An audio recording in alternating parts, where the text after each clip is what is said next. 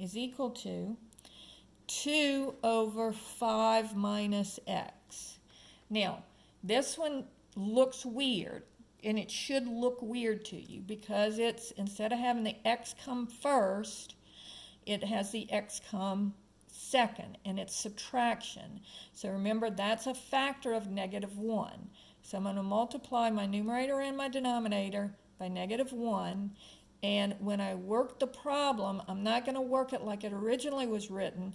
I'm going to write it as -2 over x minus 5. Because when I distribute the negative, the 5 becomes negative and the x becomes positive, and then you can switch it around. And we did that in a previous video.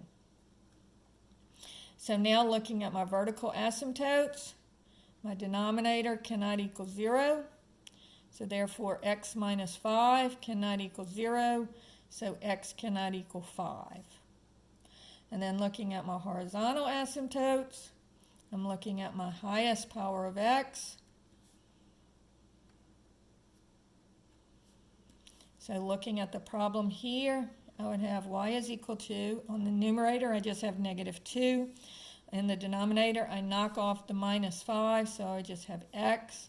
So I get y is equal to, when x gets really, really big, -2 over a really big number goes towards 0, and when x goes to infinity, it goes to 0. So then on my graph, I'm going to have 5 as my vertical asymptote. So again, you just click on, it'll ask you how many vertical asymptotes, and you'll say 1. And then you click at x equals 5, and it'll put up that vertical asymptote. Now the vertical asymptote is actually not a point, and there is no dot here, okay? This is where you cannot have x's.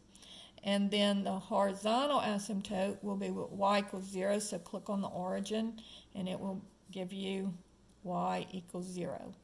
And then I look up here and I say, aha, it's negative.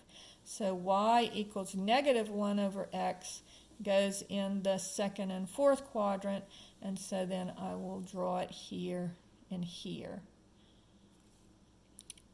And so that is how you draw these graphs. They always look like boomerangs, and they are always going to be just in the first and third quadrant or the second and fourth quadrant.